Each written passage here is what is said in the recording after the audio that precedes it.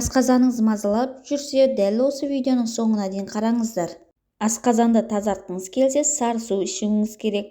Қашан, қалай және қанша ішу керектігін айтамын, мұқият тыңдаңыздар. Достар, егер менің видеом сіздерге ұнап жатса, лайк басуды ұмытпаңыздар. Өз ойларыңызды жаза кетіңіздер. Сары су, сүт өнімі, ол ірімшік немесе сүзбе дайындағанда пайда болады. Оны сүт өнімдерін сататын кез келген дүкеннен, базардан таба аласыз. Аталған сұйықтықты көбінесе ас үйде қолданылады. Нан, тоқаш, тәтті пісіретін қамырға қосса, пісірме керемет болады. Сондай-ақ оның денсаулыққа да пайдасы туралы көптеп айтылады, әрі бірнеше дертке дауа болады. Сары судың құрамында май жоқ, есесіне ақуызға бай. Оған қоса ағзада оңай қорытылатын қантты кездестіруге болады. Сондай-ақ калий, кальций, магний, фосфор элементтері мен көптеген дәрумендер қайнар көзі болып табылады. Ағзаға пайдалы табиғи өнімді күнде ішсеңіз де болады. Емдік қасиеті мол. Сусынның ең алдымен ағзаны шлактан тазалайды. Аштықты сездірмейді. Оны көбінесе артық салмақтан арылғысы келетіндер сусын ретінде ішеді. Себебі сары судың құрамында адамға күш қуат беретін пайдалы заттар бар. Сары судың емдік қасиеті мол.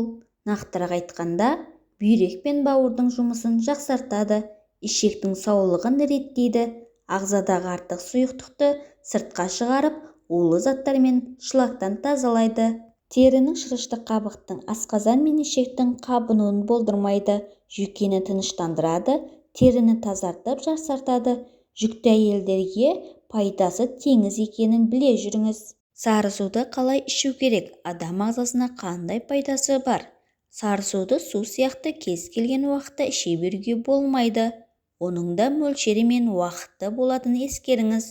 Мәселен, қант диабеті ауруын емдеу үшін 200 грамм сары суды теңдей етіп 3-ке бөлесіз.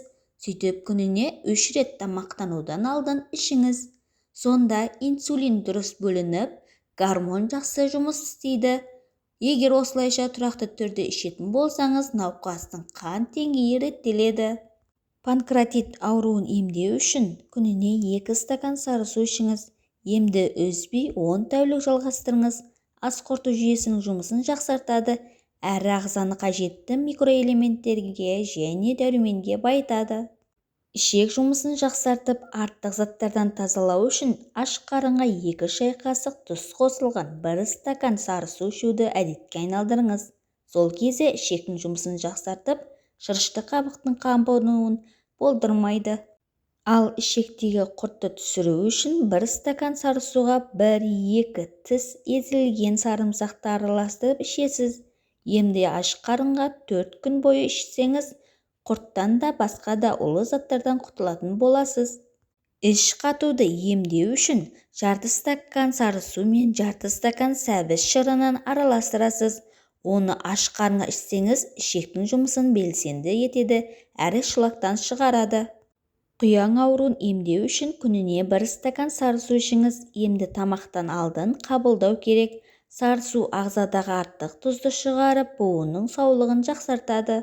Бауыр ауруын емдеу үшін 3 күн бойы үзбей 300 мл сары су ішіңіз. Сонда ағзаны улы заттан, шлактан тазартады, бауырдың жұмысын жақсартады.